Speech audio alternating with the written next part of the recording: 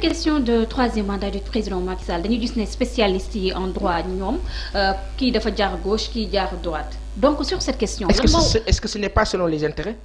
Peut-être. Selon les intérêts. Peut-être aussi mais donc instant yi lan moo war a nekk posture des opposants pour ne pas dire des Sénégalais lambda même par rapport à cette question aussi. Sénégalais lambda mooy ñan ñi mel ni man. waaw ñun ñi nekk ci mbedd bi ñun. mais ñun on subit. c'est-à-dire ñun dañuy subir rek ba keroog musuloo gis dëkk ci àdduna bi.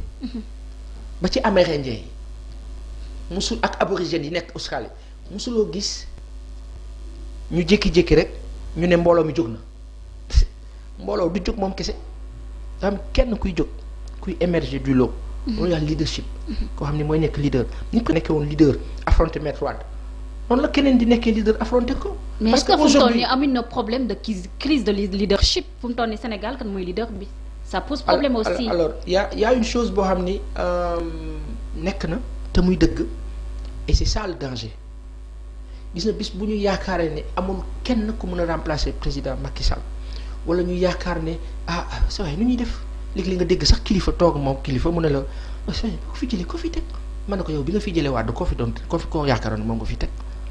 non mais du benn je dis pourquoi du benn quelle est la différence kii def na ñaari mandat am dem na kii war a def ñaari mandat am dem et sur les 2 mandats du président Abdoulaye Wade le président Macky Sall est comptable il est comptable et comptant sur 8 années sur 12 yoo xam ni ànd na koo kilifa il était le directeur de campagne du président Wade en 2007 mais on veut quoi de plus pour mën a méngale ñaari réalité yi léegi nag après on nous dira attention autant Wade n'était pas soutenu ci dernière sortie il disait France ak Amérique ñoo may xeex. Voilà. Aujourd'hui est-ce que celui qui est là le président actuel est-ce qu'il serait soutenu par la France et on ne sait qui dans l'apparence on n'affirme pas dans l'apparence quand on se rend compte que toute l'économie nationale du Sénégal est à plus de 75% est à terre.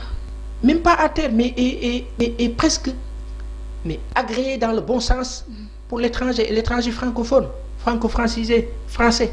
Moi, cette France-là qui domine et prédomine surtout les marchés, mais tellement de choses yoo xam ne on se pose la question léegi ñu ne léegi lan moo xew man benn gëm-gëm laa am bu fekkee ne dañoo nar a dundee noonu mais nañ toog ñu négocier ak tubaab bi bu fekkee egg nañ foofu.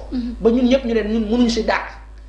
nañ wax tubaab bi ne leen kaay leen ngeen def ñu métropole ngeen boole ñu seen dëkk parce que boobaa le traitement on devient français et quand on devient français on sera mieux traité comme l'île de la Réunion ak yeneen dëkk yi nga xam ni que on est citoyen français on va fonctionner sur la base de l'euro ñu am beneen dund boobaa tubaab yi defal ñu ay hôpitaux defal ñu ay ba pare di gérer suñu ay ressources di lekk ñoom di dem di dund. 60 ans après. oui on songe à ça. mais parce qu'on est en train de le vivre justement c'est-à-dire que 60 ans après ñu ngi dund loo xam ni Léopold Sédar Senghor ak Houphouët ñoom ñaar ils ont négocié leur indépendance mais Houphouët a été beaucoup plus ou moins intelligent je vais le dire ñëpp mbokk Senghor ñi ngeen baal ma sunu maam la mais on va le dire parce que moment bi sunu papa bi tubaab yi jaarale ko académie française le grand grammairien et cetera il a croisé sur son chemin Aimé Césaire ba moment boobu sunu papa bi mu ngi poème mu ngi def poème di bind la négritude mais moment boobu Houphouët disait que lui bëggul nekk le premier président de la Côte d'Ivoire il veut être le premier paysan de la Côte d'Ivoire foofu la ñu wutee Houphouët liggéey ci cacao cacao bi tey nekk lu compter ci économie ivoirienne tubaab bi soxla ko li nga xam ne mën nañ ko teg sax Sénégal ci benn pression léegi-léeg duñ ko ñeme teg Côte d'Ivoire parce que Côte d'Ivoire dafa amee produit buy compter ci àdduna bi donc tey loolu benn pàcc la si lu nu sonal si je reprends un peu je fais une digression une parenthèse ñu dellu ginnaaw un peu li nga xam ni amoon na après indépendance mooy fédération du Mali mooy fédération bi nga xam ne moom la Senghor njëkkoon proposé des états de l'Afrique occidentale française mais fédération yooyu yëpp nasaraan dafa fexe ba tas ko parce que bu ñu gars yi nekkee bloc li mu bëgg trop du ko am mu tas ko def benn processus jaxase leen le seul qui a su résister et faire face s'appelle Ahmed Sékou Touré bu Guinée qu'est-ce que De Gaulle a fait fàtte fa mbaxaneem avec ses conséquences. fàtte fa mbaxaneem ba pare ne tubaab bi yàq leen lépp lu ngeen fa defoon jël leen lépp voilà la sinuosité de ñi ñu amal affaire. Et c'est cette sinuosité là bi existé woon de Gaulle que moi je ne prendrai jamais comme un héros jamais parce que dafa fàq daw toog Angleterre africains yi jóg xeexal ko ànd ak Amérique ak soviétique yi. ñu xeex libéral ko dëkkam ba pare delloo ko. mu dellu ginnaaw di nootaat africains yi avec la complicité de certains de nos grands-parents yoo xam ni dañ fi nekk ay complices loolu nag ñu doon dund ci jamono boobu daa mel ni daa ñëwaat dañ kaa dundaat nii ba mais bu gën a bon. boo xam ni yàlla rek a ñu tiim dinañ wekk ñëpp fonk ñëpp yëg ñëpp jox cër ñëpp mais dañuy gis benn genre haute trahison boo xam ni kenn xamul nu muy nuru ci façon de faire. maanaam ci lii la ñu jëm. nii lay demee je m'en fous du reste et ça c'est un problème.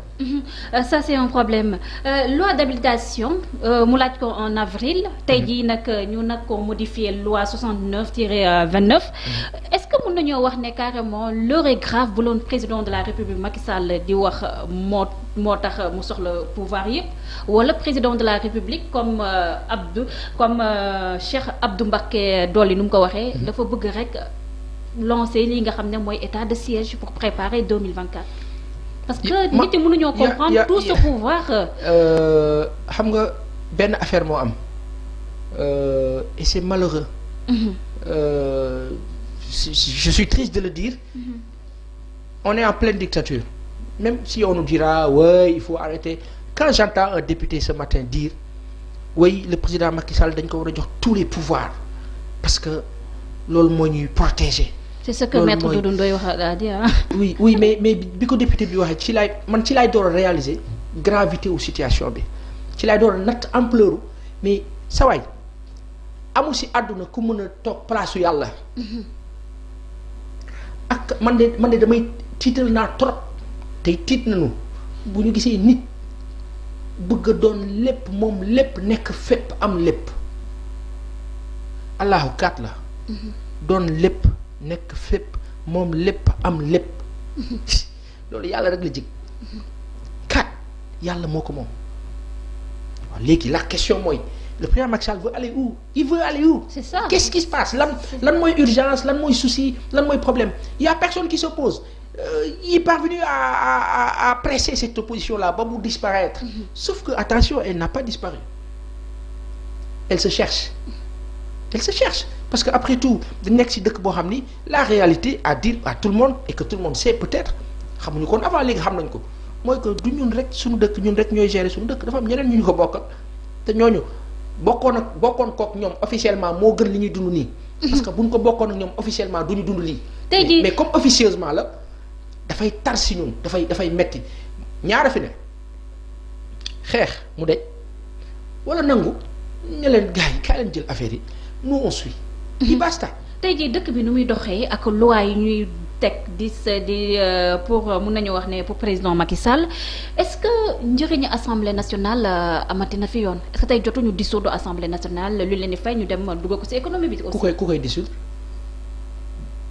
je te relance kuy dissoudre assemblée le régime en place il va jamais le faire. parce que on en a plus besoin président Macky Sall fekkee moo fi nekk di buum bi il a tous les pouvoirs donc à quoi nous sert ces députés. heureusement que l'assemblée de la presse existe. Heureusement que la presse existe et que cette presse-là fait son travail un temps soit peu si li mu si mën parce que après tout la réalité aussi en face de nous mooy que une partie de la presse se bat une autre partie est victime je dirais pas qu'elle a lâché prise mais elle est victime de ce système-là.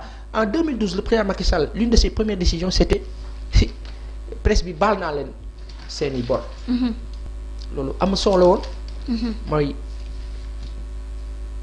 jàpp napp et ça a marché parce que aujourd'hui ñenn ñi mel ni man amuñu choix ils sont obligés de gérer et de gérer cette pression qu'on avait mise sur Wade autant que la presse mettait tey jii nii couvre-feu yi doon bi am bërkaati démb coow li bëri xale yi di taal fu ne mais loolu bi muy am en 2010 2011 nos chaînes de télé et rajo là mais dispatché datatatata générique pas nga gis gars yi daw way ñaari tali maintenant on le fait quand Sen TV l'a fait la dernière fois on taxe Sen TV de chaîne bu bëgg a taal dëkk bi.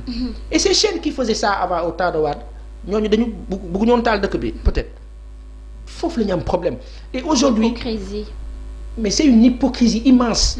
et le fait de léeg-léeg nga dégg ku mel ni man rek bon tu sais c'est de l'hypocrisie te yàlla bëggul jëfi munaafiq mu yéex mu gaaw da koy arrêter.